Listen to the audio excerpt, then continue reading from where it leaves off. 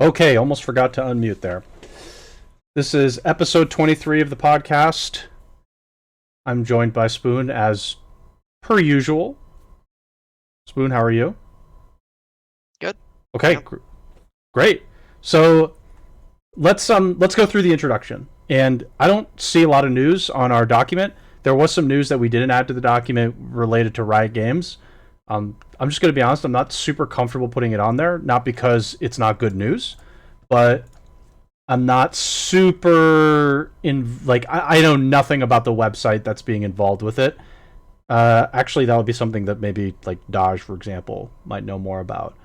I would just have liked personally more clarity on the website itself. That's in that bit of news. So that's the reason why it's not on the doc.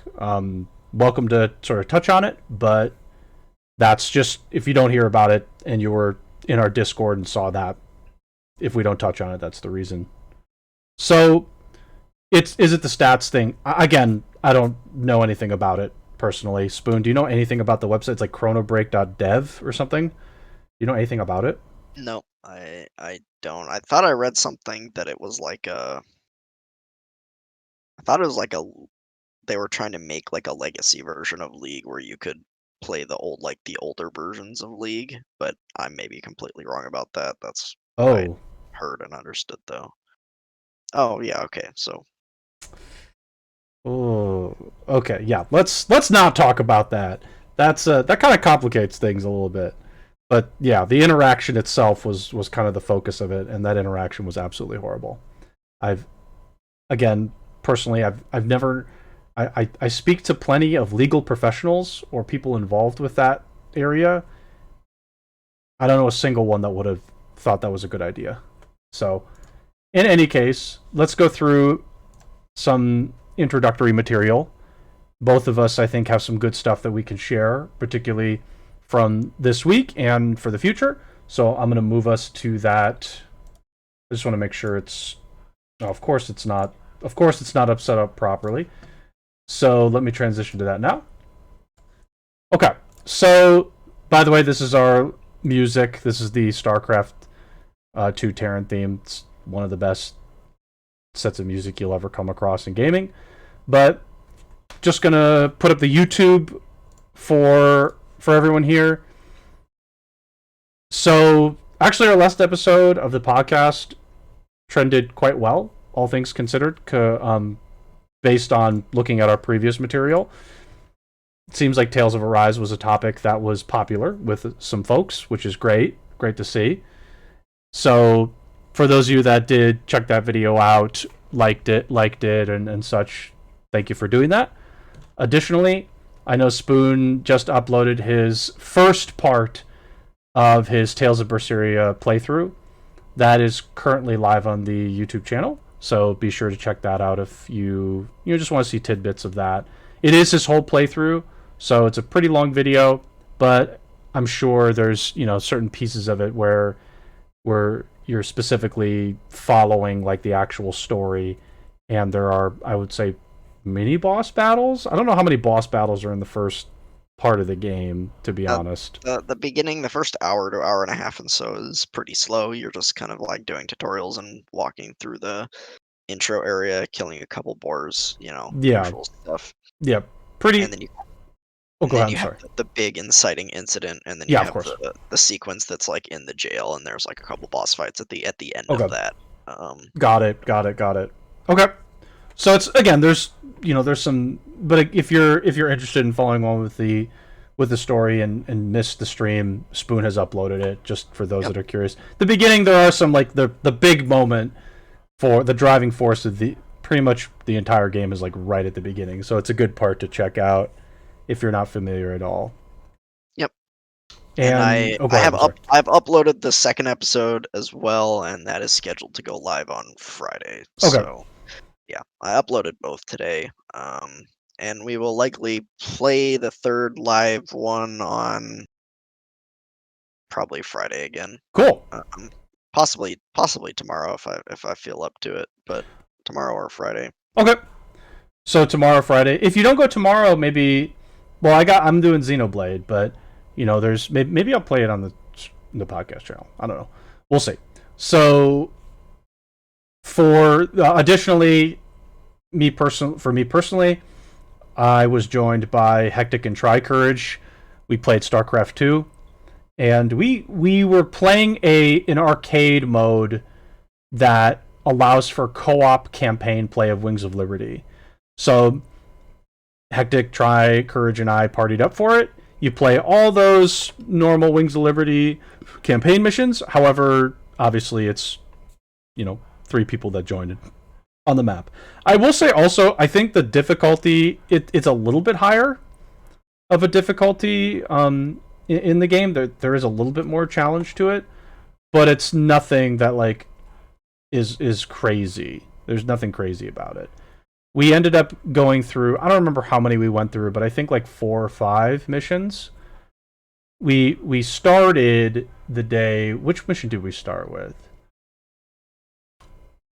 Was it Orlin? I think it was like the Orlin mission where you have to pick up resources for Mirahan, and you're trying to like vie for her support to try and get this adjutant. No, it was the train. The first mission was the train. So we did the train heist. I'm pretty sure the first mission was the train heist. So we started with trains, and then we did the Mirahan mission. Afterwards, we ended up doing the volcanic world mission. So that's 3, and then we did 5, but we couldn't complete the fifth one. We got 5 missions, but we didn't fully complete the 5th one. We have to redo it. So we got to the first Zero to a Prophecy. So it's really fun for those of you that we had a great time. Unfortunately, I had to carry them. It seems like they needed some time to get ramped up. Actually, okay, to be fair, I think on 2 of those maps I was actually performing well. The Lava World map, which I absolutely despise, where you get Reapers, and then the map the hunker down against the Protoss while your laser breaks through through these doors. That map I did well too, because I basically defended the entire base. Yeah, I mean until the end when you just like ran all your men. Yeah, I mean you guys still won because your base was untouched, but you were just running your men to your deaths. I literally had nothing to do because my defenses were almost unbreakable. So I just sort of was like, okay, I'm just gonna throw some bio ball at the Protoss and see what happens. But that I'm gonna edit that and put that up on YouTube. I will edit it. Oh, man, I hope I have to proctor an exam after this. Otherwise, I'd have done. Maybe I might edit it while I'm proctoring the exam. Who knows? But maybe I'll try playing around with it while I'm doing this like proctoring. Yeah. Unless I get tons of questions, in which case I'll stop. But that'll go up on YouTube hopefully this week/weekend. Any other stream related stuff we can talk about? Obviously the anime watch.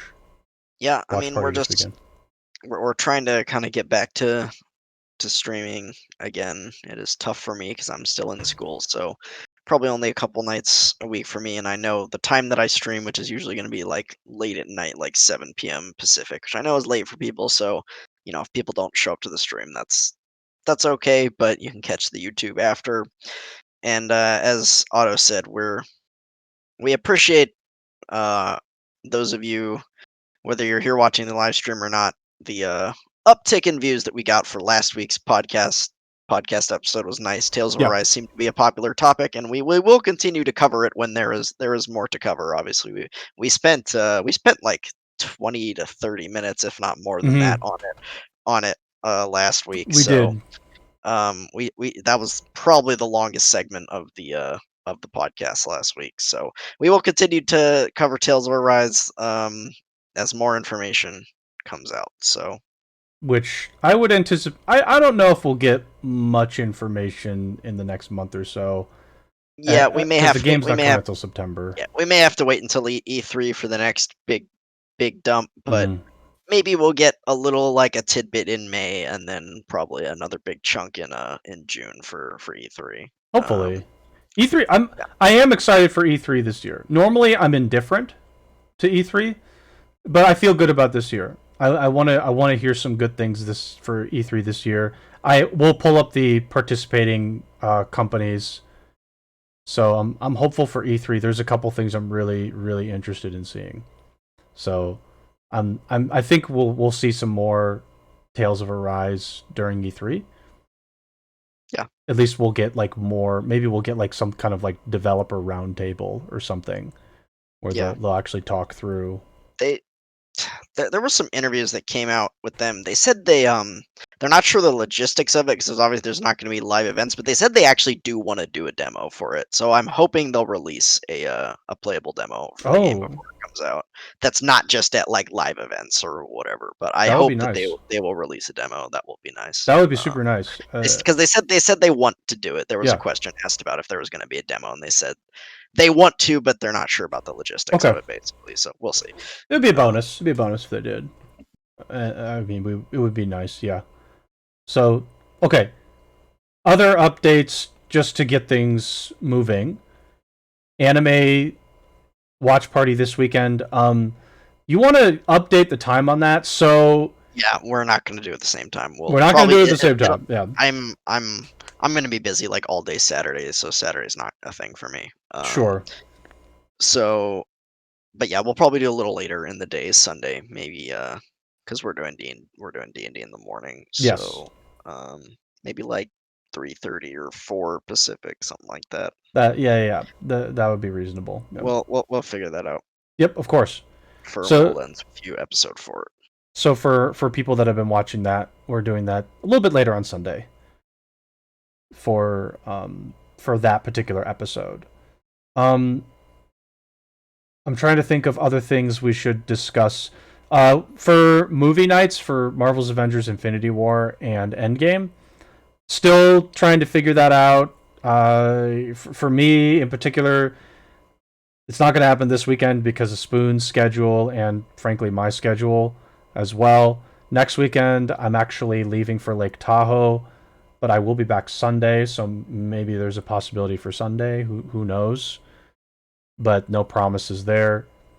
And I would expect Marvel's Avengers Infinity War to be delayed another possibly week to 2 weeks. For those of you that were interested in hanging out and watching that. The last update that I can think of, if you can think of anything else, obviously, Spoon, feel free to chime in. The last update. So, for those of you that are participating in the OverLimit Dungeons & Dragons campaign, the campaign is on Roll20. The link is in our Discord. For most of you who are not in the game, obviously you can't see that link, but for everybody else that has the link and is in the campaign, please be sure to enter it and let me know that you've entered it via the link. If the link didn't work for you, also let me know. And I will give you privileges for character sheets. The reason why I'm mentioning this on stream here is because I've had a couple folks ask if we were going to stream the campaign, missions and things like that. Obviously we haven't really committed to that, but that's an option. If that happens, I will post in the Discord server to everybody that we are doing that, and we'll figure out what dates and times work best for people. But for those of you that are in the D&D group, which there's quite a few of you, make sure you set those things up. And for everybody else, there's a chance we'll be streaming those particular missions. For those of you that are curious about D&D, or maybe want to just check us out and watch our shenanigans, because I imagine there'll be plenty of those to be had. Or you just want to hang out. That works too. So that's the last update that I can think of, Spoon. Any other updates from you before we move into the news? No, I think that's it. I mean, we had a lot of people ask for the D&D campaign, and it's going to be a good number of people. I believe it's 6. 6 players. Yeah. 6 players. Yeah, I know I put my name down for it, but I might set that one out. To be honest, we'll see. Let me know. It's none of it's required. You could even just make a character and only show up once in a while. Works too. My expectation is not everybody's going to show up every time. That's just my expectation. Yeah, that's probably true. Scheduling probably will be tricky. Yeah. So, but in any case, for those of you that are that are participating or interested in checking that out, we'll put more details in the Discord server. Okay, game news time. Yep. I'm sorry. Did you have something else? No. Okay. Let's go. We're good. Well, Marvel's Avengers is back. Reportedly, the Marvel's Avengers creative director left to go. I didn't know actually the person went back to Naughty Dog, but they did. So, gosh. So here's good old Sean here. So Sean was obviously, based on the title, the creative director behind the game. I think for the most part dealing with the campaign. So the writer and creative director for the campaign of the game. They've left to Naughty Dog. Now, oh my goodness, I did see that comment. That is Jesus. That's crazy. Oh my gosh. I'm not surprised by this actually, only because it was the writer and creative director for the campaign, and the campaign is over, and we're clearly not going to get any more development on the campaign itself for the game. So it kind of makes sense for the person to just leave, since they've got nothing else to do, I'd imagine, and go back to Naughty Dog. That, I mean, again, makes sense to me. So I don't think this is really a lot like a. It's not like necessarily like, oh, Avengers, it's getting worse. I don't think it's that surprising, but it is something that did occur. I think it just means that we're not going to get much more campaign content for Marvel's Avengers in the future. Well, besides all the like DLC and expansions that are coming out for the game. So my take is I'm not surprised. I don't think it's obviously that big of a deal in the grand scheme of things, but it is worth noting that it occurred. Spoon? I mean, I don't think I have much to add. Yeah, I mean, this may not be indicative of anything, as you're saying. It's just like, okay, there's no more like story related content that's really gonna come to the game. At least that they need like a lead creative director for. Or it could be that, this is indicative of this, they're starting to blow it up, but I don't think so. That doesn't seem likely to me. This just seems like one guy that's, it's like, I don't have anything else left to do, so I'm gonna go. I got nothing to do, or I'm just gonna go back to Naughty Dog. I'm just gonna go back to Naughty Dog. Yep. It doesn't matter what I do there. I'll be praised for literally nothing. Oof. So, oof. Take it easy, Spoon. Take it easy.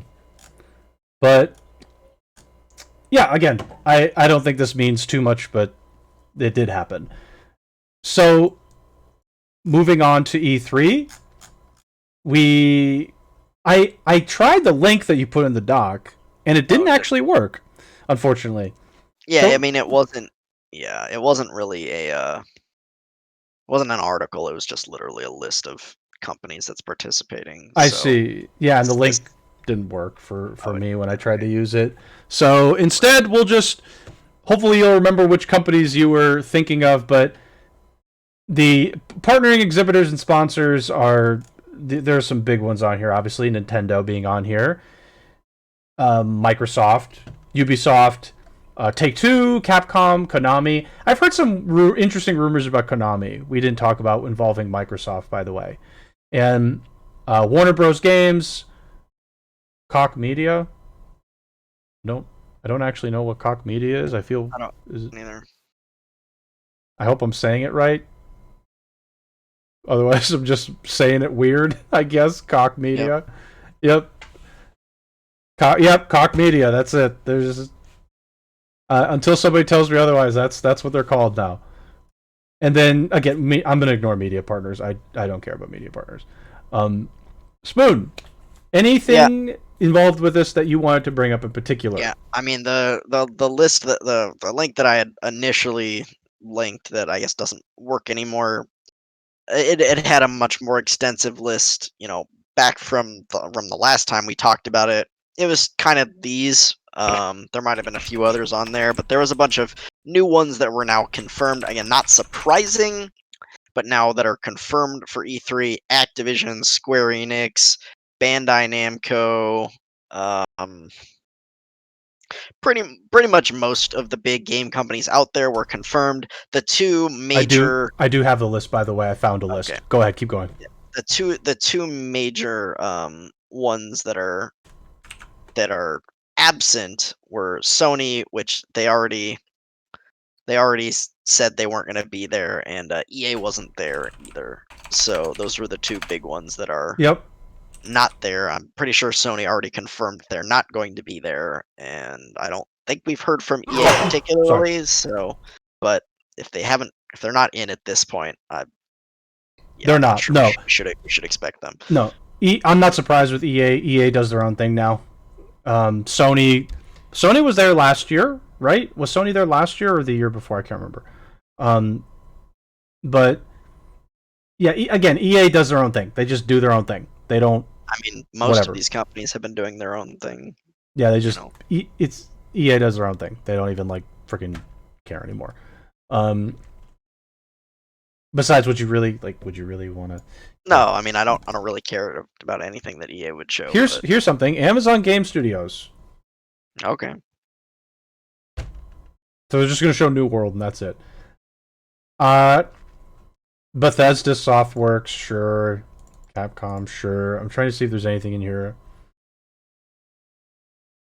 Oculus from Facebook, okay. Square Enix, sure. Okay, I'm not seeing any other ones. Xbox. Okay, I think that there's some stuff in here that I hope to see. I hope to see something involving Halo here. I would like to see updates from Halo that are gameplay. Microsoft needs to show Halo for sure. They need to show. They need to show what has improved since they've delayed the game like over a year at this point. So yep, they need to show it's Halo. It's not over a year yet, but it will be by the time it comes out. That's for sure. Right. I think for sure they need to show something with Halo. I don't even know what Activision is going to show off. Maybe the next Call of Duty, I imagine. Yeah, Call of Duty. Cool. Or like something involving an update to modern, the Warzone. The other ones that I'm thinking about here, Bethesda. I am keeping my eye on Bethesda. It's been several years since we had anything worth noting for Elder Scrolls. Fallout 76 was obviously a Fallout-related game that came out recently, but you haven't really heard anything about a mainline Fallout game in some time. I'm thinking there's going to be something there. I'm hoping that we get a little bit for the next Elder Scrolls game.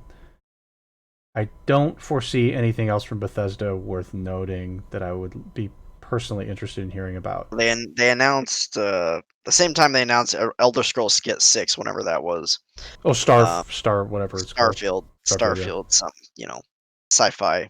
Yeah, we'll get Starfield RPG stuff. Sure. So maybe we'll see something on that, or Elder Scrolls 6, or both, or neither, because it's Bethesda, and who knows?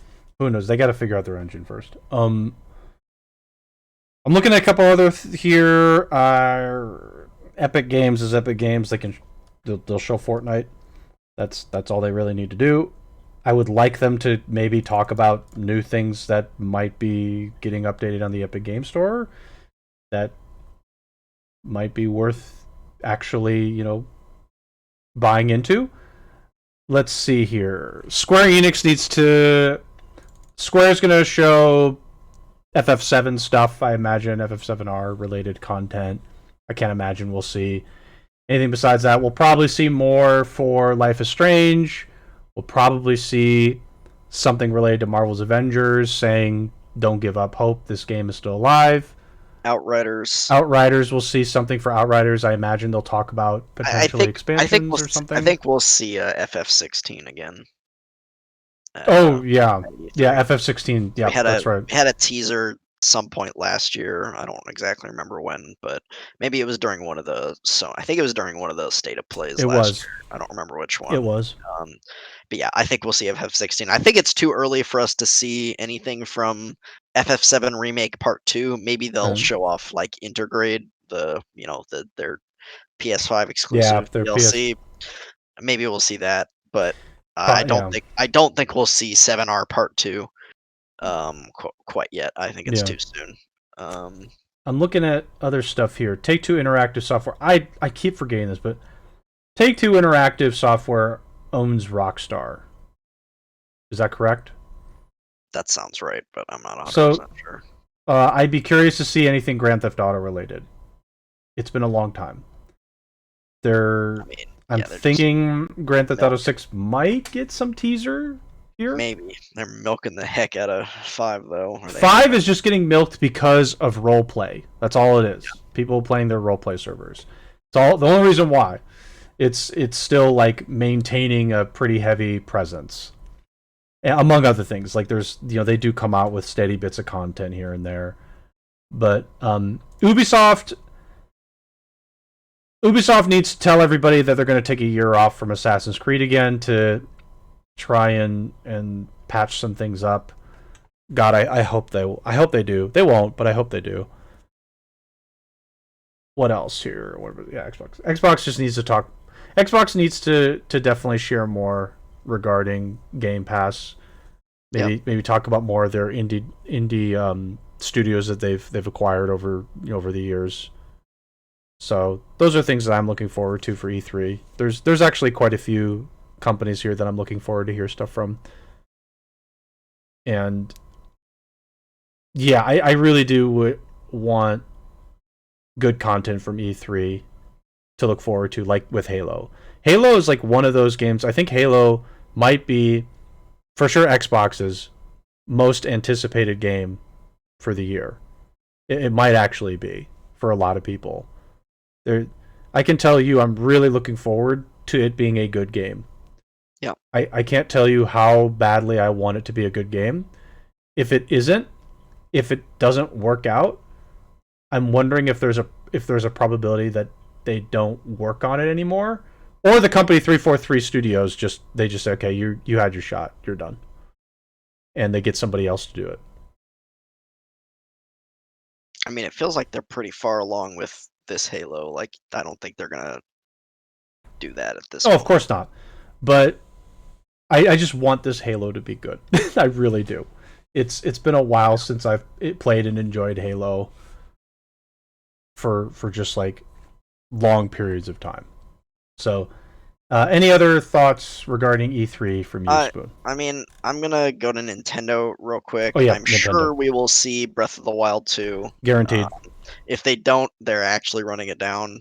If we don't get Breath of the Wild 2 stuff, I can almost guarantee you, Twitter will actually, the servers will go down because of how much crying there will be on Twitter. I'm sure we will see more on Pokemon Brilliant Diamond and Shining Pearl. We should, yes. At E3, yep. Since those are expected to release. Well, that's going to be the mainline Pokemon release for this year, so that will definitely release in the fall. Yep. And I am hoping for two. I am hoping for two things. I think we'll get at least one of them. Okay. And I think we will get a Monolith announcement. Whatever the next Xeno game is. It's been a while. I think we'll get an announcement. I don't think it'll come out this year, but I think we'll get an announcement for like Xenoblade 3, if it's Xenoblade 3 or Xenoblade X2 or whatever the next Xeno game is. I think we will get an announcement about it at E3. It's been a while. There's been some rumors circulating about, the main composer having the music, ready, and they're going into actually recording the music for the next project. So I think they're relatively far along in development, and we're going to get an announcement for Xeno. I'd give that I would say I think it's over a 50% chance that we'll get a Xeno announcement, actually. Okay. I'm pretty confident in that one. The other one that I want, and I'm not 100% sure, but I would like to see something from Fire Emblem as well, whether that be the Path of Radiance, Radiant Dawn remakes that we discussed previously, or something else, a different remake, or a new Fire Emblem. Sure. I would like to see something from that series as well, because Three Houses came out almost 2 years ago at this point. I think they could have something ready to show again. I don't think it'll come out this year. Well, if it's a remake, we might get it this year in the fall. Depending on the we'll say the quality of the remake. Yeah. Depending on that.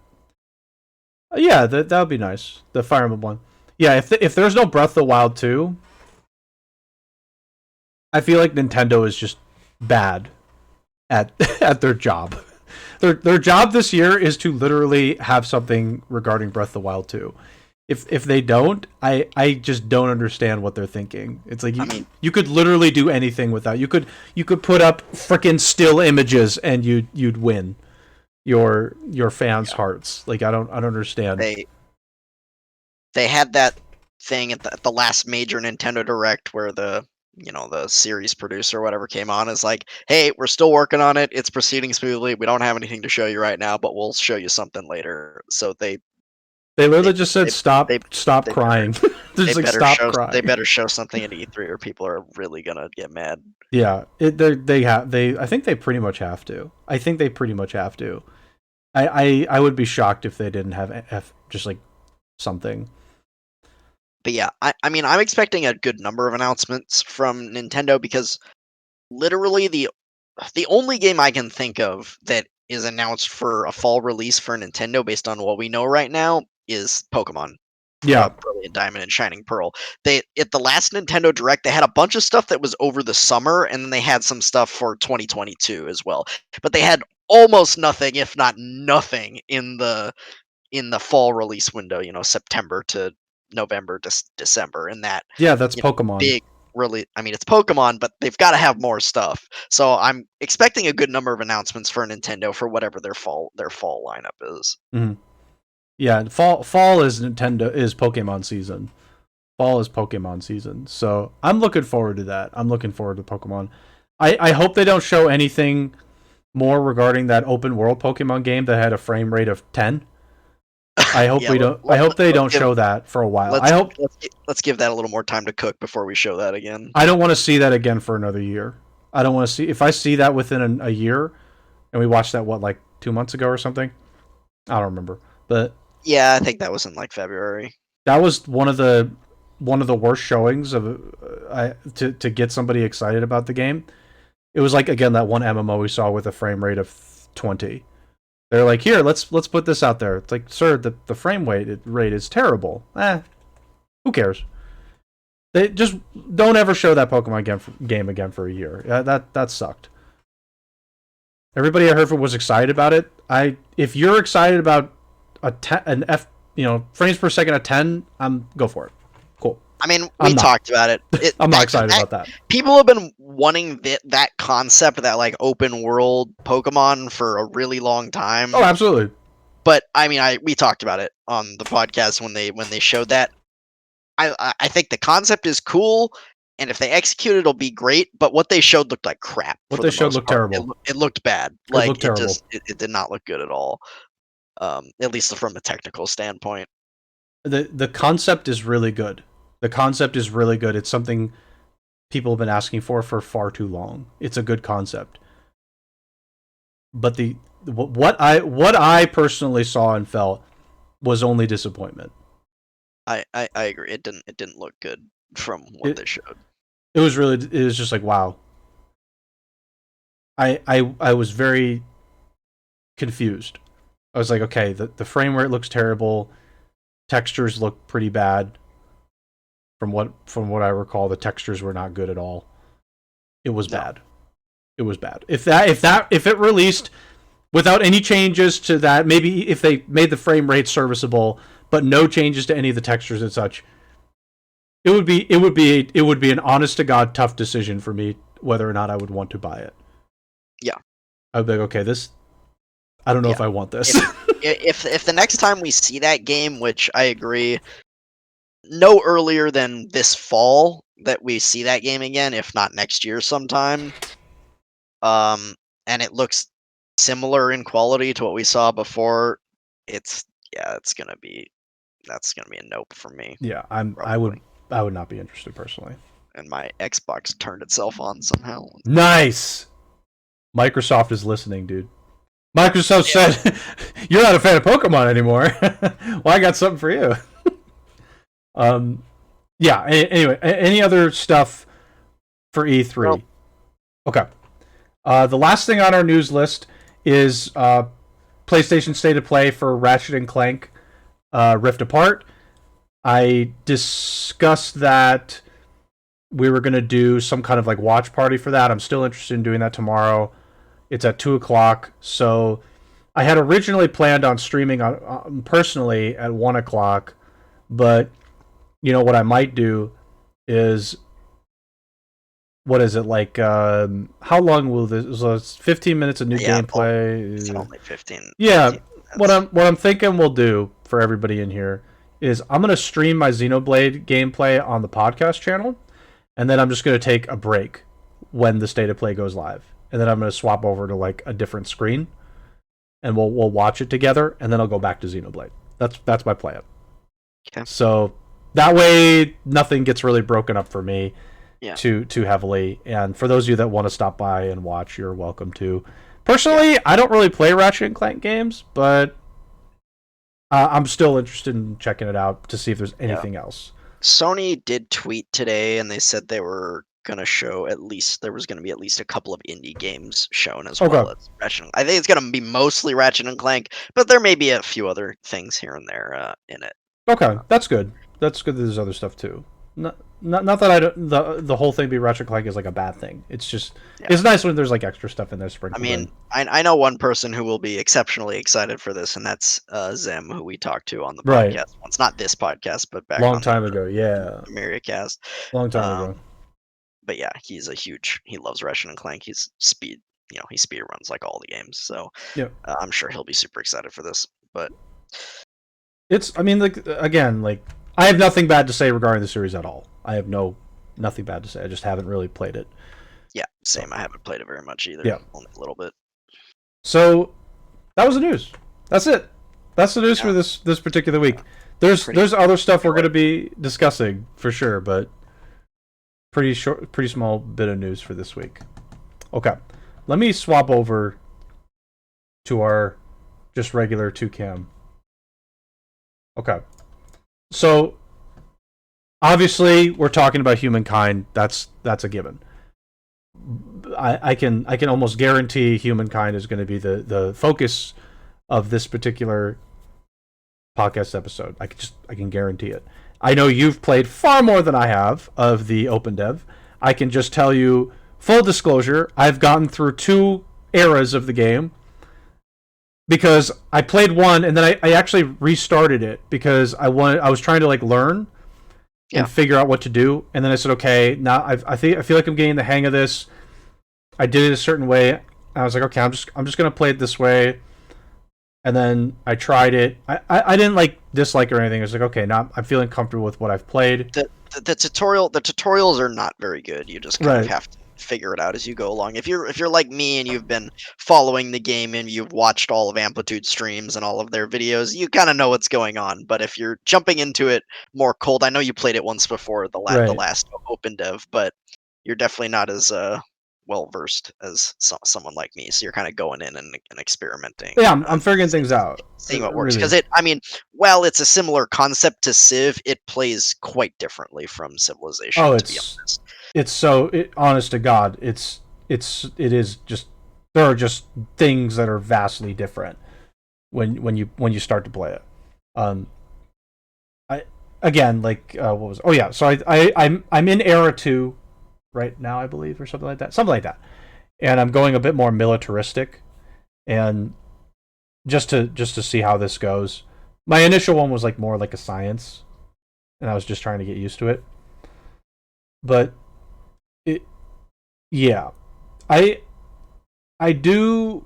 I'm trying to think, should we talk about it now? I don't know how long we'll discuss it for. Do you have something else you want to talk about? I do want to touch on like a couple things, if that's okay. I don't want to spend time on them for that long. Let's touch on the other things first, and then we'll. Because I can guarantee the majority of our time to Humankind. I feel like I knew that was going to be the case. So, couple things. For those that didn't know, I bought an Xbox Series S. Okay, this is the controller for the Series S that it came with the box, and I've been playing. I actually played Destiny 2 on it. I'll probably have to install it for PC though to actually play with everybody else. But I've done that. I installed several other things because I got Ultimate Game Pass for this month. It's $1. So I purchased it. It's a $300 console. I got the last one in stock in the entire area in respect to Target. I didn't check any other stores specifically, but I got the last one about 20 minutes away from me. We've talked about the next gen consoles before. I feel like it's worth noting that my experience with this console is really good. The load times are really strong. Actually, in some cases the Destiny 2 load times were really like much faster than I thought, because Destiny 2 loads sometimes Destiny 2 loads like garbage when you're trying to move, through different areas. So, excuse me. For Tricourage in chat, what game does he decide to play? Mass Effect Andromeda. Excuse me. Pardon me. I will discuss that after I'm talking about this. Pardon me, I have played multiple games on my Series S. So excuse you. And then we played Fortnite yesterday, but I played Fortnite in it and I liked it. So I'm very happy with that. I'm very happy with the system. I don't play on a 4K screen, so the Series X didn't really make sense for me. I really like the system. It's small. You can't see it obviously, but it's like smaller than my PS4. It's like basically 2/3 the size of it. And it's very nice system, but it's digital only. So for those of you like physical games, you're out of luck. How much hard drive space does it have? Is it 500 or is it? It's 512 gigabytes. 512 gig. Okay. It's like 6 games basically I have on it right now. I've got 6 games installed. Not that bad, actually. The games that I have installed. I mean, you're not going to. I mean, we don't really play Call, but if you wanted to play Call of Duty is like 200 gigs or something. Yeah, like that. no. So it's gonna take the whole freaking thing to play Call of Duty. No, I'm good. But like 5 years down the road, Call of Duty is gonna be 500 gigs. So it's gonna take your whole hard drive. It's essentially gonna come with its own hard drive and say plug this in. Yeah. Stop. Learn to compress Activision. I don't understand why it's crazy. So anyway, I have like 6 games installed on it. Obviously, Mass Effect Andromeda is one of them. Fortnite is one. Destiny 2. MLB The Show. Gears of War. I think there's like one more or something like that, but I don't remember the other one. But again, I just want to talk about that. It's a good system. Like really, I have no complaints about it. I know there's like not really any exclusives for it or anything like that, but it was a low cost system. I had the opportunity to get it. I also had some like gift card cost reduction on top of that I had gotten, so it worked out pretty well for me. Now I want to. Oh, go ahead. I'm sorry. I just want to ask, how's the new controller? I assume it's similar to the last one. It's very similar, except there's this button here that I think automatically takes screenshots. I don't know. Okay. So it's good. I mean, it feels good. There's like it's got like a nice like grip on the back. It's like there's like this grip area on the back that the other one doesn't have. It's great. No problems with it all. Again, I like the system. It's a good system. I'm enjoying it a lot. I really am, because some of those Xbox One load times can be brutal. So is the interface similar to the Xbox One, or is it something different? It's similar. It's similar. There's hardly a difference. It's again, no complaints. It's great. Obviously, like I'm sure there's a couple of PlayStation fanboys that are behind me, crouched over, looking like the Hunchback, and they're like, but exclusives. And I'm just like, yeah, but okay, you got your exclusives. Go over there. When you're able to hop on and get your system from a scalper for $1,000, you do that. But I'm happy. And Xbox has Game Pass, which is, I mean, it's not exclusives, but it's got a lot. PlayStation's got their own things too, but like, I'm good with what I got here. Now I want to talk about Andromeda. I'm going to spend about 5 minutes on it, 5 to 10 minutes. Okay. The reason why I've been playing Andromeda again is specifically because, again, opportunity. It was free as a part of Game Pass, which I'll put an asterisk around free, okay? Because you had to purchase Game Pass for it. EA Play comes with it. I was like, all right, Andromeda's here. I'm going to try it again. Obviously, we had super negative thoughts surrounding the game on release.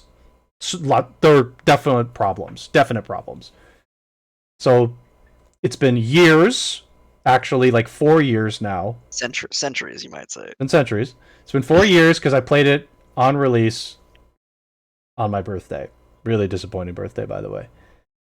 And so 4 years later, game's patched. Obviously, no one's touching the damn thing. Except for me and like 2 other people that are crazy like me. So, I was like, okay, I'm going to give it a shot again. Was this as horrible as I thought, given some patches come in?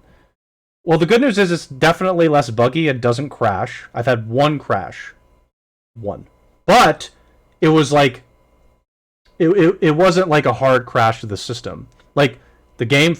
The Mako tank froze, but I could still fast travel. So it's kind of like a weird like thing that happened. I'm calling it a crash, but it really didn't. It's not a crash. Yeah, a crash. But like I don't know what else to call it. Like the game, like the car froze. The game looked like it was frozen, but I could still fast travel around. So I just fast traveled out of it. I don't know what the fuck to call it. So that happened. Okay, not a crash, but like I couldn't really do anything except fast travel. So that was the one issue I came across. The game itself, we meme that it has terrible dialogue. It has terrible dialogue for about 10 minutes. It has a bad first impression with the horrible first impression, god awful first impression, complete garbage first impression. And there's still a couple other sequences that are complete garbage that I'll talk about in a second. Not dialogue related, but other garbage. But the rest of the dialogue isn't horrible. It's just not up, at least from what I remember, and it's been a long time for me. It's just not up to the standard of the Mass Effect series. To that point. It's not horrible. It's like okay. It's okay. It's serviceable. In some areas, the dialogue and interactions make a lot of sense. There's like at the beginning, at least where I'm at, the whole purpose of the game is your colonists have been in cryo for hundreds of years, and like 600 years, I think actually, and so there's like protests happening because people's families aren't out of cryo, but they are because they're required person, they're valuable personnel. They need to get out of cryo before their family. So there's protests. So part of me is like, okay, there's a self-awareness that this situation may elicit protests, people being unhappy, very specific operational projects need to be put in place, and even then there's a system for how people get in back into cryo, which happens out of cryo. The game actually did a pretty good job with that. I don't recall that being there like as much of a focus early on, but it is. So I'm gonna give them like a little good job for doing that. Thank God you were self-aware of that. Here's where they stop being self-aware, which is my problem. There's a race of aliens that you meet, which is a new race to the Andromeda system called the Angara. The humans have been in this galaxy for about a year, is my understanding of the game. You get there at a time when the Nexus, which is the citadel of this game, is in complete turmoil because none of the other ships of different races have come and they're low on supplies. But so you've been there for about a year. You come in and you find this alien race called the Angara, who apparently they are a known race, I guess, but you don't know where their homeworld is. You are the first person to step foot on their homeworld. Okay? All this information is valuable because this Angara species speaks English fluently. Everybody does. Do you see an issue there? Is there a disconnect happening? You have an alien race which you hardly interact with, ever, that clearly doesn't trust you, that doesn't want to interact with you. You speak English, I'm going to call it the common language. They have their own language, but they also speak common fluently. All of them do. Why? Well, how? It's confusing. It makes no sense. It's a sci-fi game that I can't suspend that part of the disbelief of it. How the hell does this alien race know English too? They don't interact with you before this often. They know of you, but they don't like ever interact with you. So how the hell do they know English? it's confusing. It's really confusing for me. It bothers me a ton. I don't know why, but it bothers me just like a shit ton that this random alien race we've never interacted with knows the language fluently. Everybody does. I'm just like, how is that possible? I get it's part of like the conscious, it's simplicity within the game, but it's bothering me. I don't like it.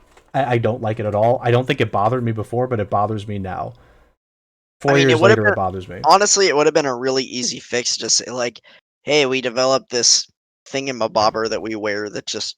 I think there is though. I think there are translators. They said there's like translators, but they hardly mention it. So I'm like, are all of them wearing this translator device? I'm confused. Do all of them just wear it walking around? They clearly have their own language. I don't know. I didn't like it. It bothered me. It bothered me a lot. So that bothered me. It completely threw me out of the game. The game itself already isn't amazing. It's a sci-fi game that's called Mass Effect, but isn't Mass Effect. And it was weird. I'm only playing the game because I think it's better than I thought now that it's been fixed. The bugs have been fixed. And I did want to play it again before the Legendary Edition comes out. I wanted to play it again to see if it was as bad as I thought it was. And it's been patched, so obviously there are bugs and other quality of life improvements. It's definitely better than what it was on release. That's all I wanted to say. So that's why I'm playing it. I think it's actually, there are some pieces of it I kind of enjoy. The exploration actually is not that bad. The Mako tank, nobody's going to argue it's not well implemented. But it's like, okay. Yeah, the gear shifting thing is really gear shifting is stupid. I'm not going to debate anybody on that. I don't understand why that was a thing. I don't know. Again, I'm not debating. It's dumb.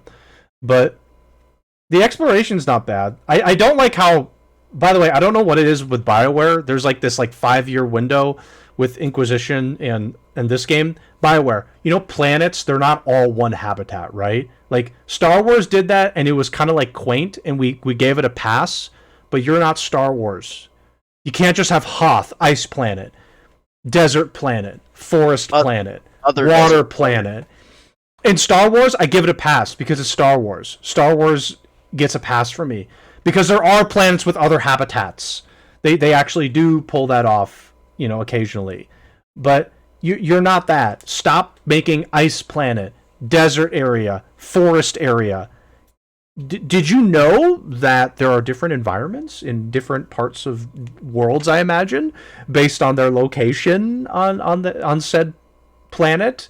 There's more than just Iceland. There's like more than that. I don't know what it was about BioWare from 2014 to 2017, but they're like, okay, this is ice world, this is desert area, this is forest area. The actual landscapes, they're mostly fine. I remember there being like 3 desert planets in the game. There's like the first one you go to. Mm-hmm. There's another desert planet later, and then there's that one other planet that's like, it's not quite desert, but it's just kind of like a mountain type thing. I don't know. I don't even recall it. This is the thing too. I don't remember most of this game. Yeah, and I remember the ice planet. I remember the jungle. Yeah, the ice planet. Yeah, those were So anyway, that's all I wanted to say. That's the reason why I'm playing it. I don't think it's as horrible as our first impression of it was because it's been patched and there's been changes. Yeah. But it's like it's such like this is such a quintessential 7.5 game. It's like it's there's some parts of it I do like. I actually kind of like these characters in the party. PB's but I kind of like the characters a little bit. They're more interesting than I gave them an original credit. But they're still like they're not as good as the previous group, right? They're not as good as the Mass Effect group, right? Yeah. But they're better than I gave them credit initially. They're a little bit better. The combat in that game was actually always pretty good. It was pretty good, yeah. It's pretty good. That was the best part of the game. Yeah, it's pretty solid. In my opinion, the combat was pretty 6 out of 10. I could see somebody giving this 6 out of 10 and I'd have no argument against them. I just think it's like a 7.5 kind of game.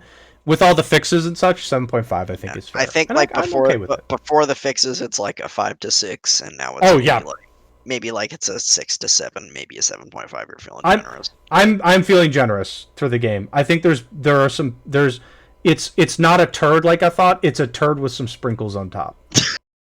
I mean, a 7.5 is not a turd. Like, yeah, but the added sprinkles, I'm like, okay, this is a little bit better. I thought this is a little better than I thought. It's still a turd. It's not a sick. It's not a turd. That's a 6. It's got some sprinkles and some seasonings and stuff. So, I'm feeling less bad about it. That's why I've been playing it. So that's all I wanted to say about Andromeda.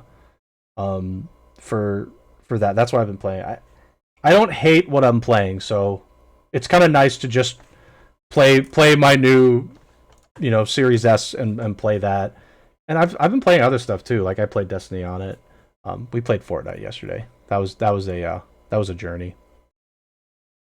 So a journey of slaying bots for like an hour and a half. It's such like Fortnite's such a weird game. It's like some parts of it I just think are stupid. Like I think the building is stupid.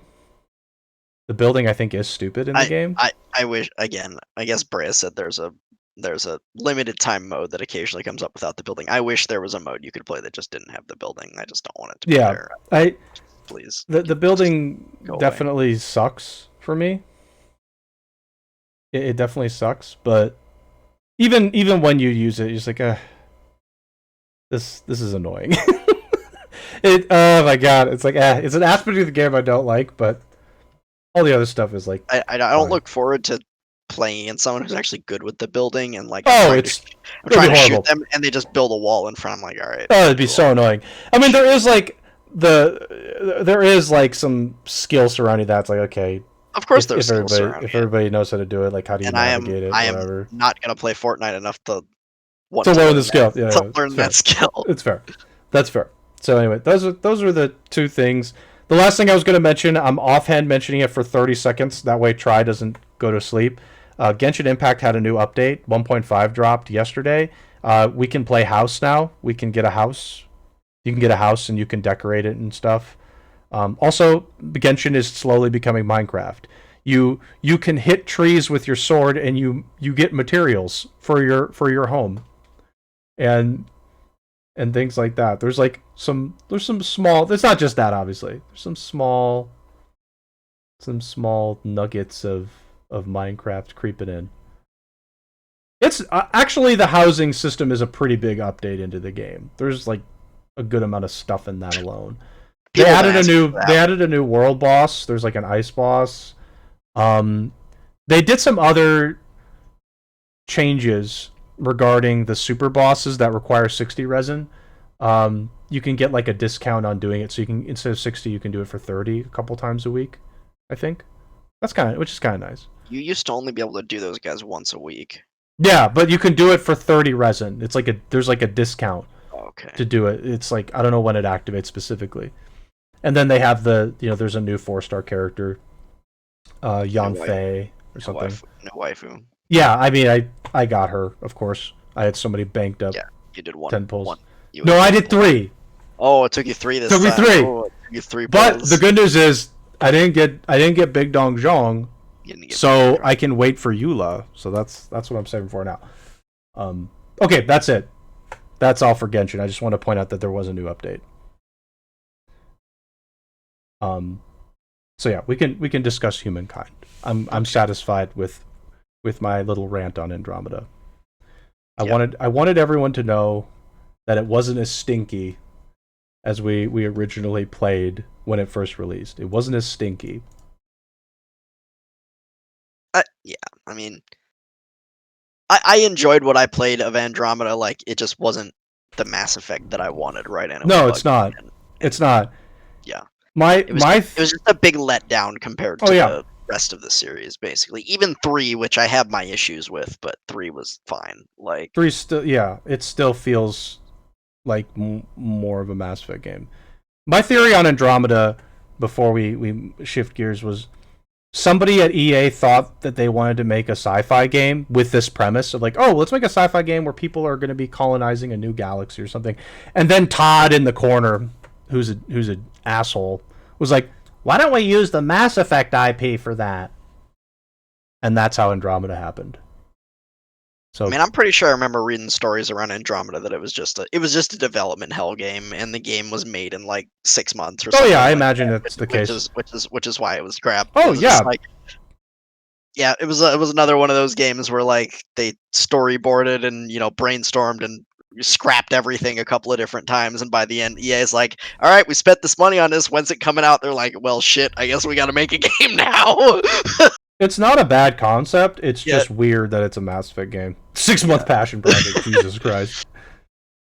Okay. yeah. So anyway, okay. Humankind, Victor Hum- OpenDev you started. yeah, you go on. Yeah. It opened up last week for the new OpenDev. It goes until May 3rd, I think, which is this coming Monday. Yep. Oh, okay. It's a lot of days Um, actually. That's more than I so yeah, thought. it's like 10 days or so. Basically like a week and a half. Started on a Thursday, closing I think Sunday's probably the last day. Maybe it closes in the morning on Monday or something like that. I'm not exactly sure. But Okay. yeah, I mean it's similar to the last OpenDev. They've done some tweaks here and there to some of the balance. They've made some improvements and tweaks to the UI a little bit. There's a few new things. There's some new tooltips that are there that weren't there before. But it's still the first four eras. Well, if you include the Neolithic, I guess it's five, but four main eras. So ancient, classical, medieval, and early modern. I still don't know why they call it early modern. I think it's stupid. I think it should be called Renaissance. But, anyways, that's just me. Um, and yeah, I mean, you have available all 10 cultures for each of the four eras. So 40 different cultures to choose from. Um, 10 for each era. And I mean, yeah, it's as I said, it's similar. They've rebalanced some things. I still think the balance in general is kind of a mess. I We talked about this before, but they changed the way food works Yep. from what they did before to a more just traditional like Civ style growth system where your city has X amount of food, you require Y amount of food for your citizens to eat, and then whatever excess food goes into how quickly your city grows, which is way better than what they did before, at least for gameplay. Again, what they were going for before was a more realistic model where um, basically your city, the more pop it had, the faster it would grow. Which I mean makes sense. If there's more people in your city, they're going to be making more babies, and your pop's going to grow faster. But it was just kind of annoying for gameplay. The beginning was super slow, and then when you got to like I don't know 20 or 30 pop, your city would be growing like one pop a turn and every single turn, and you couldn't like build enough districts and for your citizens to live in basically, Mm-hmm. and you would go over like the pop cap and incur penalties for that. So um so I like that change.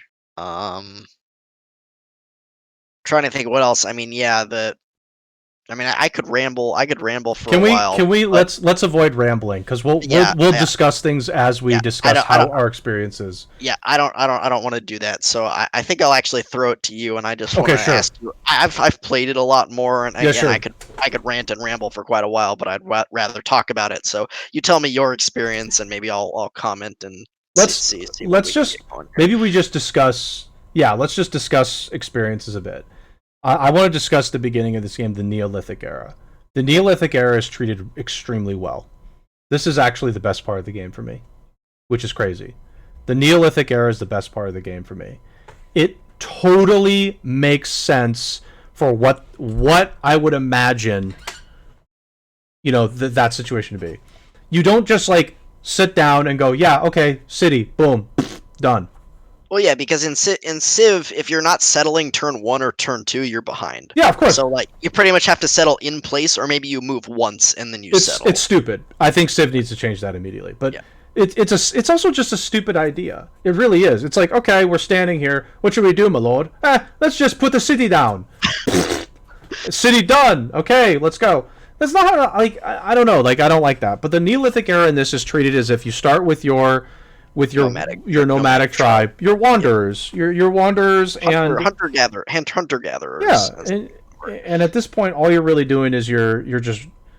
I assume like you're just every turn you go to a spot, you make camp, next turn goes.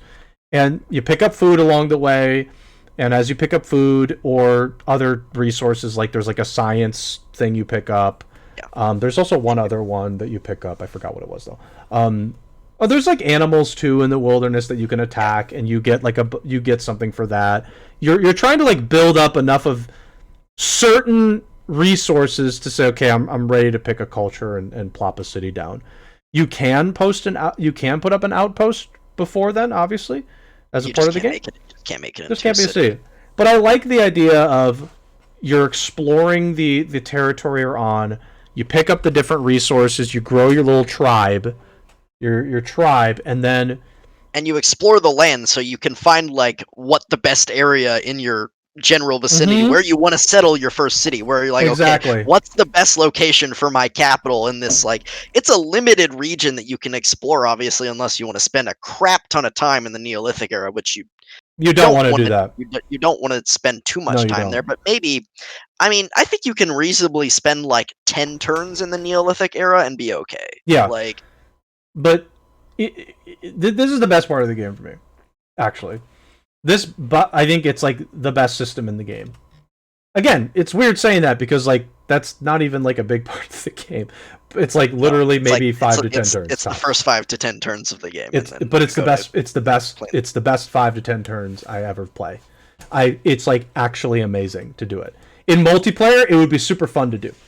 To just like, okay, everybody's running around trying to figure out what the hell they're doing, but we're not just settling immediately. I want to know what happens in multiplayer or in any normal game if you like, you fight each other in the Neolithic era and you like wipe out, like you just kill all of their units. Game's over. Just out of the game before they even get a city. Game's over. Okay. Yeah. Game's just over. I mean, like game's over. That's the risk. It's good, and eventually you get your outpost down. You get enough of these resources. You finally get your culture, and then you can grab a city if you would like. Really great system. Works super well. Makes sense for the context of how the game is supposed to work, in my opinion, from like just a logical, perspective. Great. I have no qualms with it. I'm gonna take a positive and I'm gonna put a negative on it. I don't like combat. Not the combat interactions. I don't like how challenging it is to build your army to get into combat. I think sometimes when I try and build up my army, I get capped by the population limit. And like there's also just like it's just like there are times when I'm trying to get the army going, like I'm getting my army going, and I'll get a couple archers and whatever else, scout type units going. Warriors. Yeah, archers, warriors, and scouts are the early game units. There's the scout horsemen as well. Yeah, absolutely. And like occasionally I'll get there, but then like there's times when I'm just like, man, but I'm like, how do I get the army going when my population is like, we'll say 5 or 6 for now, because we're just starting out. Yeah. Maybe I want to start doing an early conquest. For context, just I know we've talked about this before, but in this game, in order to make a military unit, it costs a pop out of your city to make a military unit. It costs 1 pop. Yeah. So you're making a pretty heavy risk if you're trying to do this early. And let's say I do. I did it early. Plus obviously the production that it costs to build the unit. Right. Like in any normal 4X game. So sometimes I'm like, wow, it's actually pretty difficult to get an army going. Particularly when you combine that with strategic resources on the map. Strategic resources in this game are strange. There are some I feel like just like I could never find. Like copper? Where the hell was copper? I was like, where the frick is copper on this map? Where's copper? And I was like desperately searching. I was like, where the hell is copper? There's like 1 or 2 copper that is like just to the left of the starting position, like in that mountainous area to the left of where you start. Well, if you don't get that territory, you don't get copper. You don't get your copper. And I think there are some units like that are heavily reliant on copper in specific cultures. The chariot is, I don't remember exactly. I mean, that's a part of Civ too. You can't get a swordsman without iron. Yeah, sure, I mean, whatever. That's something to deal with as well. My only point was like, man, it's like sometimes a little bit awkward for me to try and get my army going when I have this population limiter in place. I still wish they wouldn't limit your population because you built a military unit. Logically speaking, it would make sense. Like, okay, you got to delegate a citizen to learn and train to be in the military, and then once they're done, you lose that one population to be in the military. You send them off to battle. Yeah. Fine. In practice, what it means is early game military. It's very limited. It's extremely limited, and it's extremely dangerous. So I can't say that that's... If you go for like a big attack early and like you lose or it doesn't work out, you're going to be so far behind. You're so far behind, you just lose. That's what happens. But Civ's like that too. Civ's like that too, where he's like, "Oh, am I behind? Yeah, I lose." Is it turn 50? Am I behind? Yes. Yeah, I'm probably dead. Probably dead. The other guy's ahead of me. He's got more science. So what else do I want to just like get out of the way? We've talked about the wonder system. The wonder system is still really good in this game. I don't want to necessarily get onto it. The way that you basically, when you get enough influence, which is a currency in this particular game, when you accumulate enough influence, you can lock down a wonder if you have potential access to it. Great system. You just say, it's my wonder now because I have the influence to get it, which means I can build it whenever I want. You'll probably build it relatively soon anyway, but the point is, you can hold on to it. Yeah, it's a good system. I'm tired of doing wonder races in Civilization. Yeah, it's annoying. And you can have multiple cities work on the wonder. Right, it's like a shared project, so you can have as many cities as you want work on the wonder to make it more quickly. Though, sure. I mean, as a cost for that, wonders are quite expensive in terms of production. Like, right. I think in a recent game that I did, I got to building my 4th or 5th wonder. It cost like 11,000 production or something like that. It was crazy. That's got to be insane. But other than that, I do think like combat later in the game is perfectly fine. I imagine once you've stabilized, you have population like pretty high. I feel like military makes more sense. But early game military, I don't know. I don't like it as much. I don't know. I don't like it. I like the idea of like, when you take a military culture early on, you want to do a certain thing, which is you want to be extremely aggressive. And I understand that there's going to be some drawback to that, but it feels like the price you pay is heavier than I think it deserves. So there is one strategy which I'm not sure. Maybe you knew about it, maybe you didn't. But if you take, I feel like you can do this early game military thing. But you want to build up your pop in the Neolithic era pretty substantially and get a bunch of like scouts and then what you can do is you can take your scouts, bring them back to your city and disband them, and it adds a pop to your city. Oh yeah, you could do that. Okay. I didn't even think of that. You can build military units from that. Didn't even think of that. The scouts. Oh, that's a great idea. Yeah. Now I already want to restart and do that. That's a strategy for early game military. But yeah, it's not something the game explains. You kind of have to know about it. So yeah, any unit that's out on the map, you can bring back to one of your cities, and there's a button you can click that says disband, and it kills the unit and it adds a pop to your city. Oh, that's the other thing I wanted to say that's bad. The UI, it still sucks. I hate this UI. This UI sucks. I'm sorry, it sucks. It's a bad UI. How do you get to the civics menu? Explain it to me. How do you get to civics? I don't know how. I click everything. I don't know how. I hate it. Here's another thing that I hate about the UI. Whoever designed the UI, I apologize. I'm gonna grill you here. You didn't do a good job. When you get into the relationship thing where you got your leader and you're talking to the other culture's leader, the diplomacy window, the X isn't in the far right corner. It's often to the middle a little bit. Why? Why isn't it just in the far right corner like every other close window everywhere? When I think close window, top right corner. Guess where it is in Humankind? This is the top right corner. X is over here. Why? Why is it there? It annoyed me. I was like looking for it for a while. I was like, where the hell is it? Oh, there it is. It's like a couple inches towards the middle. Why is it there? Makes no sense. Little sliders. Little button slider things, the toggle things. They're tiny. They're still tiny. Why are they that tiny? Make them bigger. Just a little bit bigger. I shouldn't have to squint to find it. It annoys me. I hate it. The UI, again, I'm sure somebody really was working hard on it. And I think like some parts of it they did a good job with. The game itself, whoever does like the design, the style of the game, did a really good job. Whoever focused on the UI and made those very small decisions of why the X button shouldn't be in the top right corner at all times, sir, I'm telling you now, always put it in the top right corner. Please do that. So that when I close a window for the diplomacy window, initially I'm not like, where is it? Where? Oh, there it is. Where's the civics menu? Shit. Where the hell is it? It's hard to find these things. I don't get it. It's really hard to find things. There's some buttons too that are tiny and they're almost transparent at times. And I'm like, what are you doing? Why would you do that? There are certain things that are great. The technology button in the left side, the bottom left, great. Awesome. Yeah, Whoever, good idea.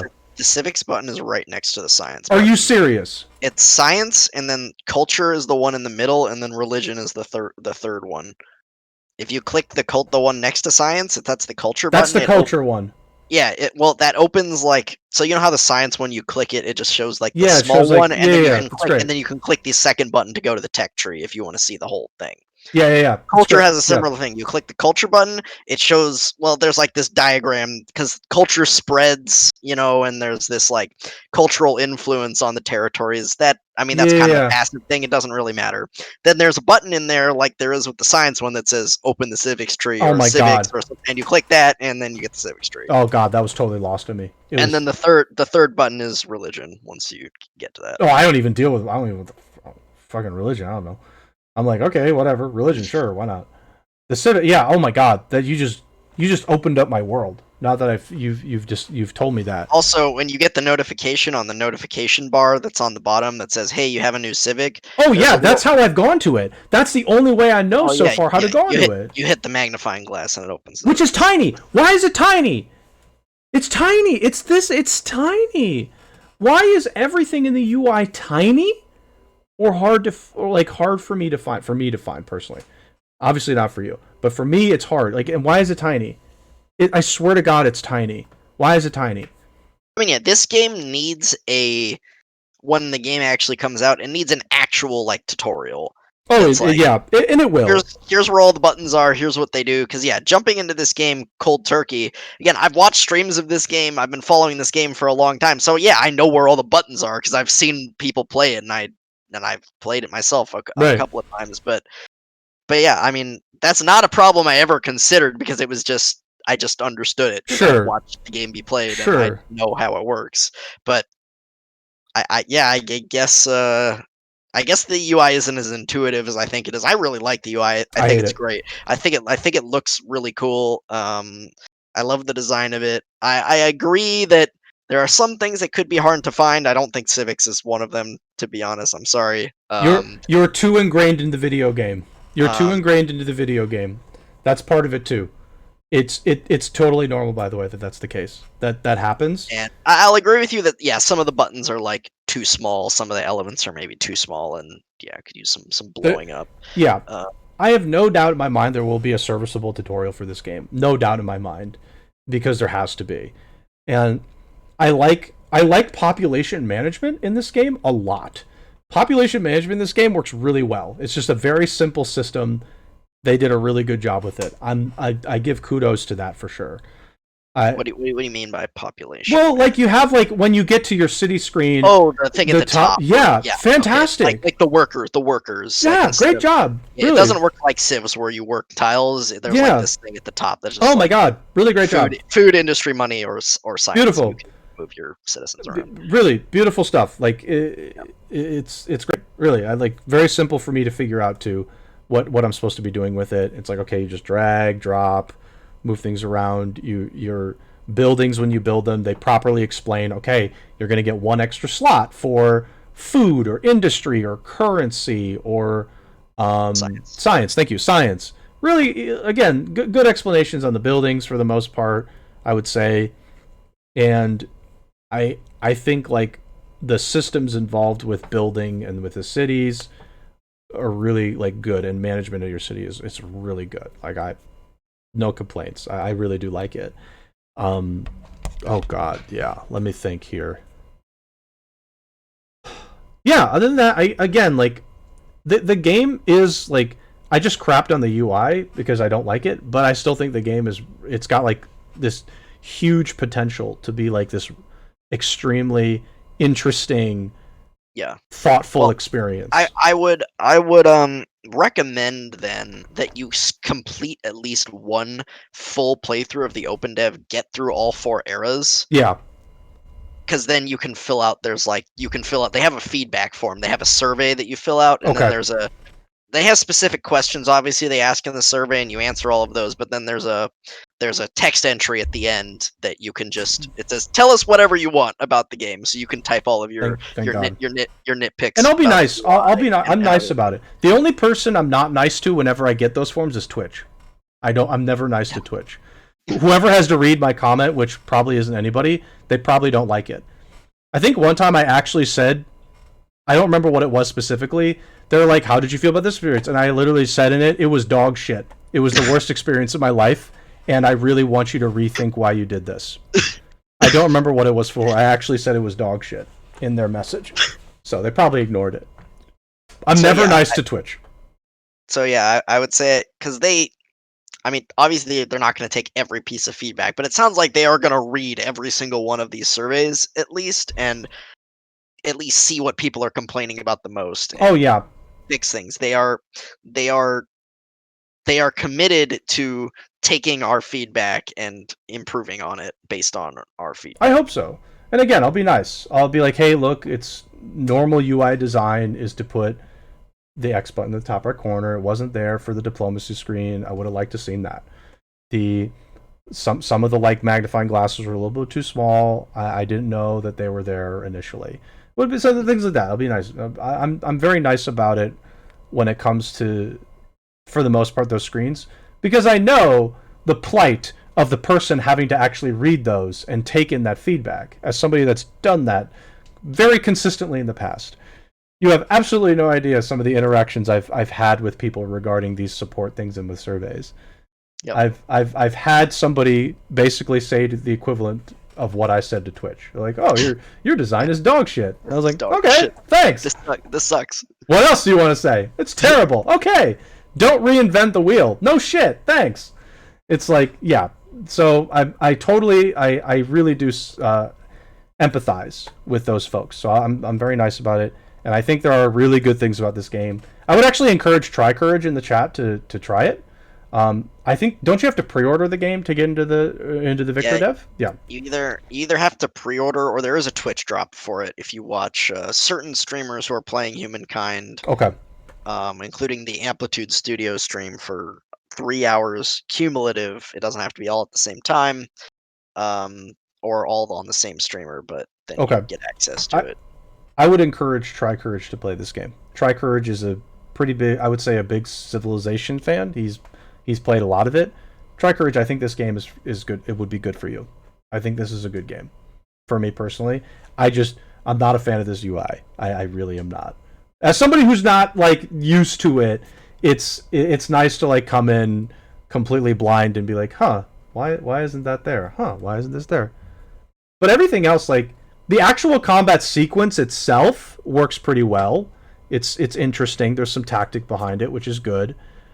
I think like the flexibility of cultures to decide what path you want in each era works pretty well. Generally speaking, I find that you probably want to start off, if you're starting off with a certain culture, let's say science, you probably want to stick with that idea a little bit longer than just one culture, I would imagine.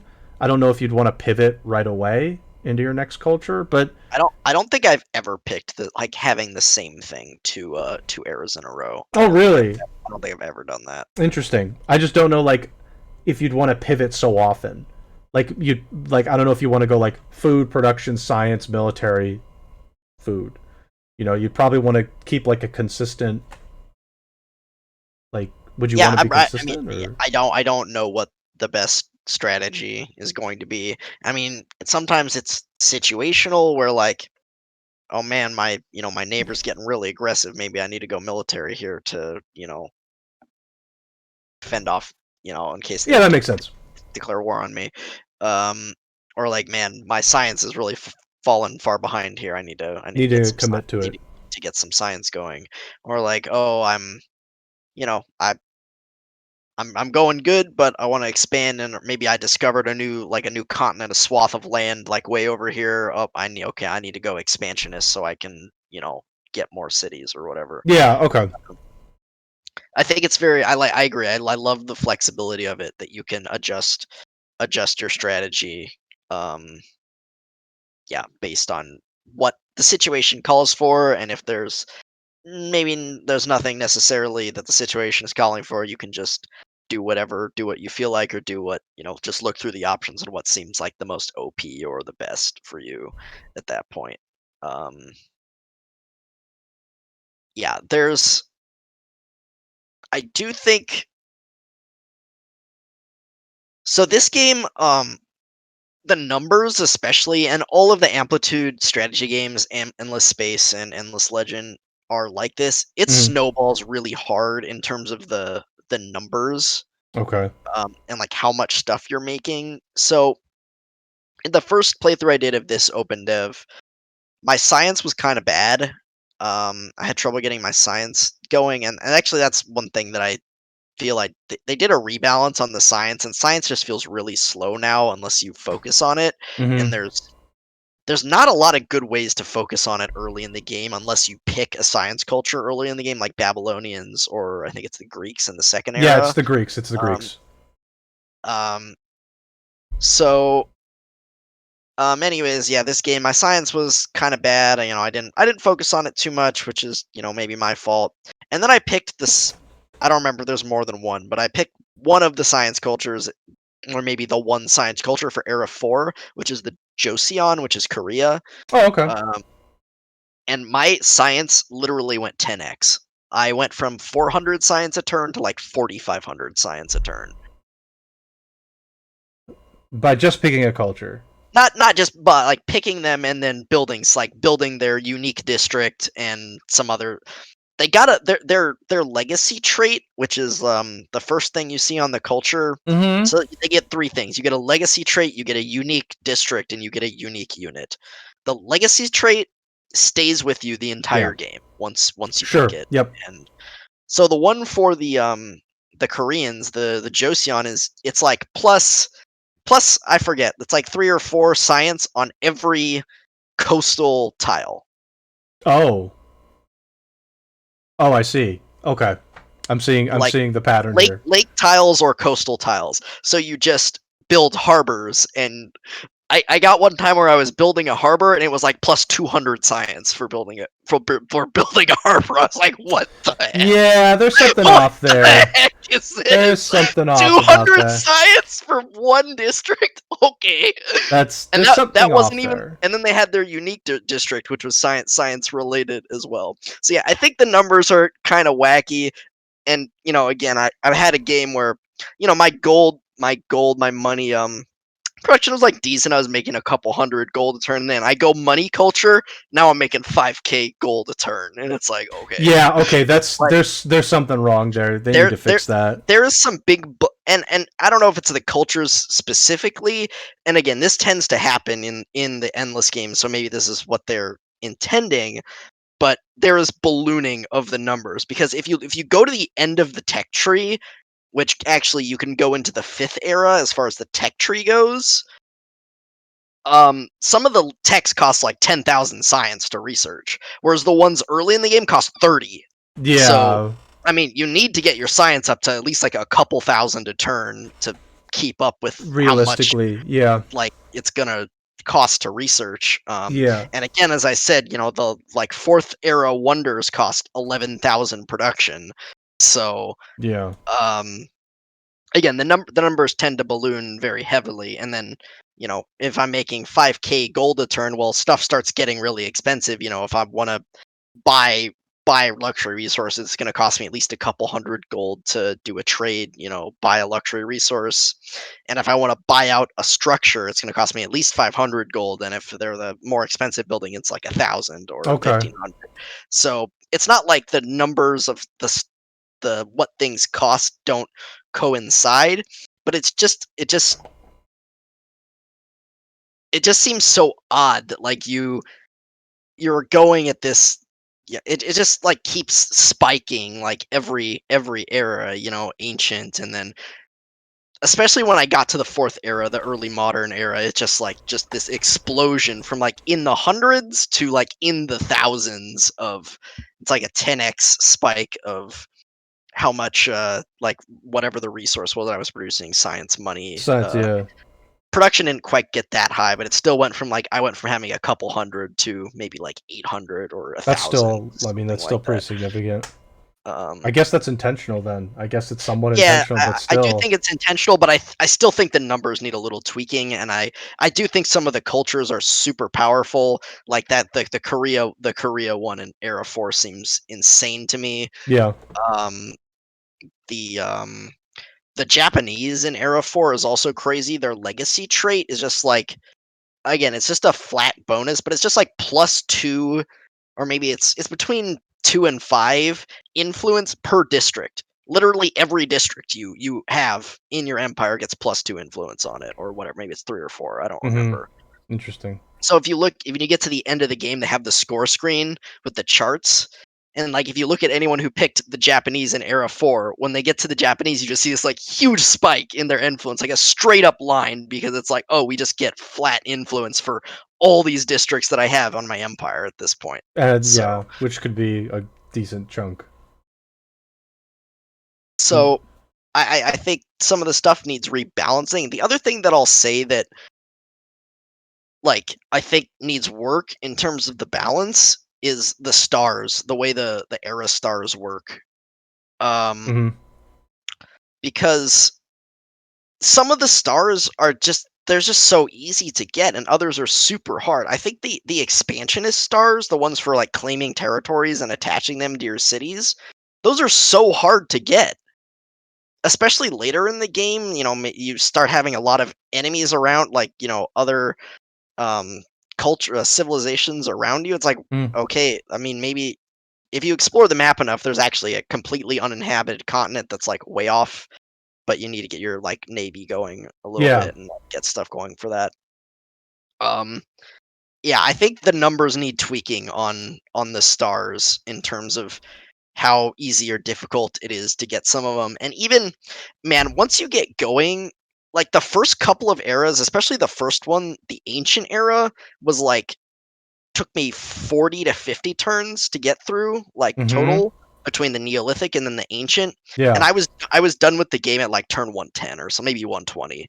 So like the next three eras took 70 turns. Like each era took like 20 or 30 turns, and the Interesting. first one took 50. So either it just needs to be harder to get the stars, or I was thinking like maybe in the later eras it just needs to require more stars Mm. to advance because of the way the numbers snowball so quickly once you get your cities going and your infrastructure going. You're just making like so much money. You're building so many infrastructures and so many districts so you can get the builder star going. You know, your pop is growing really quickly. Stability becomes a complete non-issue later in the game once you have some wonders, and like you get if you get a good religion going, and you just buy luxury resources from literally everyone, and it's like, okay, I never have to worry about stability ever.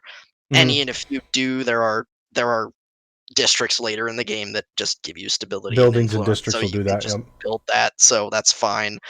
um so yeah, I think there needs to be some rebalancing on like how quickly you gain the stars, especially in later eras. Because again, there would be like I feel like there was one time where I was in like an era for like only 10 or 15 turns, and it's like, okay, and We you can stay in that era if you want. You don't have to advance as soon as you get all the stars, but you kind of want to. I feel like. I mean, yeah, it depends. Like if nobody else is close, maybe you don't have to, but you know, when you advance, you unlock more of the tech tree, you get a new legacy trait which buffs your civilization, you get access to new unique districts. One other thing I did want to mention, which was a change that I really liked from last Open Dev to this one, is for the most part, at least, not everyone, they made the unique districts so you can only build one per territory. Mm-hmm. So it feels a little more unique. And also, I think they had some complaints in the last OpenDev that there were certain unique districts that were just busted garbage. So people would just they would pick a culture and then just like spam it, and Oh God. it was just broken. So Yeah. I like that change, though. I I would kind of like it now that they made that change. That if they allowed you to build your unique district, even if you advanced out of that culture. I think it makes sense before where you could build infinite of them that you couldn't build them if Yeah. you advanced to the next era. But I think now that it's limited, I don't think there's a problem with making it so that you can still build it in the later eras. Mm. Say if you get a new city or a new territory or something like that. But I do like that change. It makes it feel more unique, and they were able to buff them and make them like slightly more powerful Yeah. individually because they're limited. So um, I like that. Um, yeah, I mean, I like the game very much overall. Again, I think there needs to be some balance tweaks with the stars. And there's plenty of bugs in this build, to be honest. Some UI bugs. Oh There's yeah. some. I haven't come across anything really. Like I haven't really come across any bugs that I could pinpoint. But Yeah, maybe I'm just. I had a couple of UI bugs with combat where like the um the on map display that was like that comes up when there's a battle going on. That's like, it shows like your side and their side, and you can like open up the battle map, the Yep. battle menu. Like that would show up when there wasn't a battle going on there, and I Oh. couldn't get rid of it. I had a bug where my units would disappear. I can still select them if I like toggled through the units in my Oh. notifications, but I couldn't see it on the map. It just Interesting. wasn't there. I never. I Um, don't. Again, I never had any of so yeah, those. I That's ran into some interesting. bugs. There's a bug where like if you play for long enough, like the music just doesn't loop. The music just stops. It's Okay. there's no more music. It's like It's okay, just you're gone. done. Oh. Yeah. So there's some bugs. This build. So I said this to you. I'm sad, but more I'm really glad that they delayed the game and it did not come out on April 22nd because this though I really liked the game, it would not have been ready. It absolutely would not have been ready on Doesn't April feel like it. It doesn't 22nd. feel like it at all. If It's that's the case. this game would not have been ready on April 22nd to for full release. Okay. Well, like I mean, again, it's if there's like that, if like units disappearing bug is a bad one, actually, like that seems pretty bad. And like the combat one seems bad too if it doesn't go away. Those, I assume you'd have to like reload the game to make it go away. Yeah, if you reloaded the game, it would go away. Okay, but still, Still, it shouldn't happen. it's annoying. Okay. I mean, like the game is good. Like I enjoyed playing it, and other than my like UI complaints, I still enjoyed it. I think it was interesting. The Neolithic era, I really actually like. I was like, wow, conceptually, this works super well for what it's supposed to be. It's a very simple thing, but it works super well. The cultures are. I haven't I haven't played that much, for the cultures, but it seems pretty solid from what I've seen. But I'll definitely like try the disband thing. I I want to mean, try yeah, that. if you I That's do think interesting. there are some like what should I say? What's the word I'm looking for? Some synergies between certain types of cultures. So for like I think for like militarist culture, if you go like a food culture into a militarist culture, That I works think really that's well. good. You can like build up your pop, Yep. and then you can like crank out an army in the second era with a Yep. militarist culture. Or and then like same thing like an influence based culture, an aesthete into an expansionist. So you have a ton of influence, so you can Yep. like expand and build outposts, and then yeah, the other ones like are just okay builder science and trader. So those are just you know But still, useful uh, in general. But um, so I apologize. By the way, we're getting yeah, I close to know time, we have to but cut. we'll talk about it more next week because if it doesn't end until the third, I'll Yeah, definitely have more time to got play it. you've got the whole week. You got the Oh, whole I'll week. probably play it tonight. Are you kidding? After I'm done with my proctoring, I'm gonna play it tonight and go try some more stuff. But that's gonna do it for today. Sorry we have to cut it short, but I have to proctor for an exam for the class that I TA. The professor asked me to do it, and I said I would help because last time apparently they were swamped for the midterm with questions, so they needed some help. And we will be sure to talk more Humankind next week, next Wednesday. hopefully I'll have an opportunity to actually fully play it through and see how things go for me personally. And additionally, Spoon will potentially be streaming. When did you say, tomorrow or Friday? Yeah, Yep. probably Friday. Probably Friday. And then I'll be on tomorrow. I'll be on the channel tomorrow. I'll be on early, 1 o'clock Pacific time, playing Xenoblade, and we'll do a short break at 2 o'clock to watch the state of play, and then we'll get back to it for the rest of the afternoon. My plan was to play it for a while, so that'll be tomorrow on the podcast channel for those interested.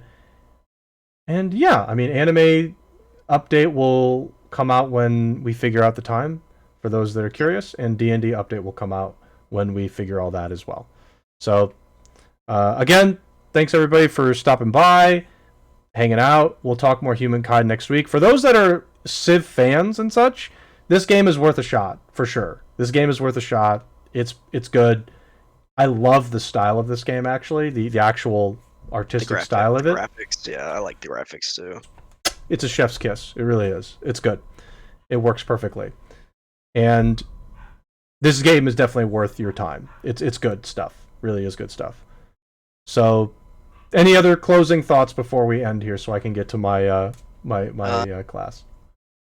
Yeah, no, I mean, I hope you enjoy it more. I'm happy if you want to stream it. I'm happy to hang out and help you. If you want to play it on your own, that's fine too. But more than likely on my own, because especially if it's late in the evening, usually it's not just me hanging out here. Usually I'd like to talk to Kate and stuff while I'm playing. So those are we should watch the Demon Slayer movie. Isn't that an anime? Isn't Demon Slayer an anime? That's an anime. Oh boy. Okay.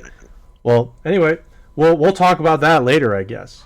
But we gotta go. Thanks everybody for watching, and we'll see you guys hopefully in the coming days when we're streaming. Yep. Have a good one.